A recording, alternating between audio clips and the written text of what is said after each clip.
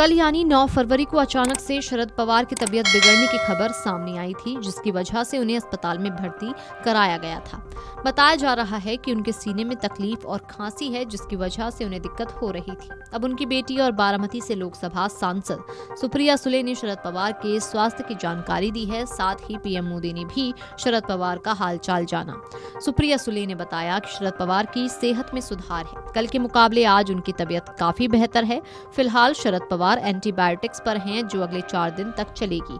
शरद पवार को खांसी की दिक्कत थी, इसलिए उन्हें पुणे के रूबी अस्पताल में भर्ती कराया गया था। सुप्रिया सुले ने सोशल मीडिया पोस्ट के जरिए जानकारी दी है कि शरद पवार को खांसी के अलावा अब और कोई दिक्कत नहीं है, बाकी सभी तरह से वे स्वस्थ हैं।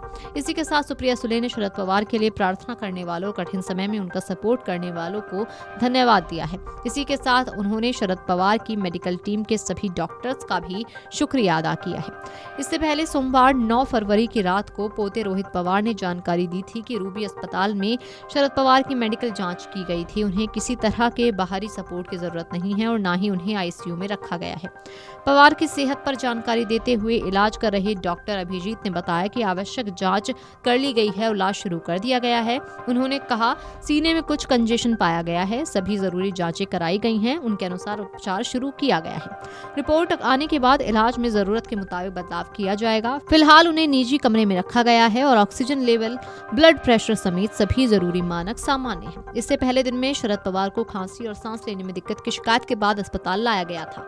उस वक्त वे बारामती में मौजूद थे। उनके कार्यालय की ओर से भी पुष्टि की गई थी कि उन्हें सांस संबंधी परेशानी महसूस हो रही थी। बता दें कि शरद पवार महाराष्ट्र और भारत की राजनीति के सबसे प्रभावशाली और अनुभवी नेताओं में से एक हैं। वे राष्ट्रीय कांग्रेस से अलग होकर 1999 में राष्ट्रवादी कांग्रेस पार्टी एनसीपी के संस्थापक भी रहे। पवार ने महाराष्ट्र में लंबे समय तक सक्रिय राजनीति की है और कई बार राज्य के मुख्यमंत्री रह चुके हैं।